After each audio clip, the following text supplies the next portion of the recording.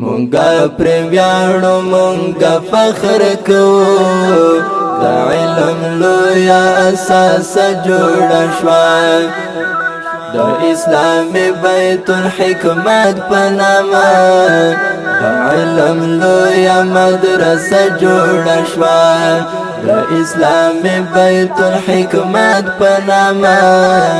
په اواز د صلاح الدین انتظار شاعر ملګری دی شوکت علي فدا د دیوبندي مسلک حنفي کاروان سټوډیو لخوا وړاندې کیږي. لویا د ټول افغانستان په سطحه وی بیا وړې د جهان په سطحه لویا د ټول افغانستان په سطحه وی بیا وړې د جهان په سطحه د احادیثو تفاسیر هجوم لوی کتابونه د ایمان په سطحه د احادیثو تفاسیر هجوم لوی کتابونه د ایمان په سطحه فقه حنفي او منطق علمنا علم اللغت صرف نحو علمنا فقه حنفي او منطق علمنا علم اللغت صرف نحو علمنا مونگا پر ویاړو مونگا فخر کوو د علم لویا اساس جوړ شوه د اسلامي بیت الحکمت په نامه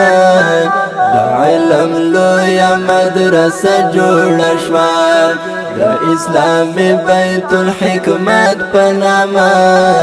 د علم لویا مدرسه جوړ شوه د علم لویا مدرسه جوړ شوه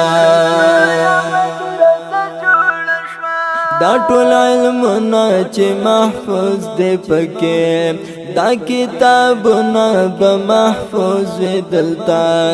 دا چې مثال دریابونه راځي ټول دریابونه به محفوظ وي دلته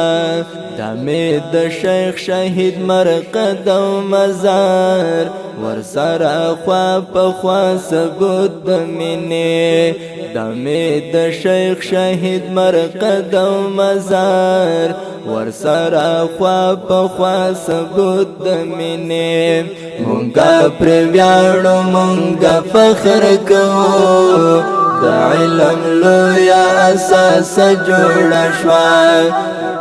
د اسلامي بیت الحکمت په نامه د علم لویا مدرسه جوړ شوه د اسلامي بیت الحکمت په نامه د علم لویا مدرسه جوړ شوه د علم لویا مدرسه جوړ شوه د شیخ شهید رحم الله حقانی سپیڅلی روح ته د تحفې په شکل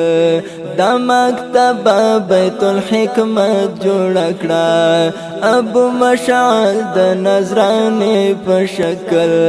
دا مکتب بیت الحکمت جوړ کړه ابو مشعل د نظرانې په شکل د دیوبندي مسلک پیاوړی خدمت د حنفي کاروان ځانګړی خدمت د دیوبندي مسلک پیاوړی خدمت د حنفي کاروان ځانګړی خدمت مونگا پر ویاړو مونگا فخر کوو د علم لویا اساس جوړ شوه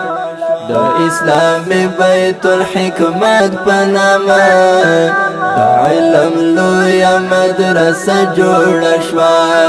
د اسلامي بیت الحکمت په نامه د علم لویا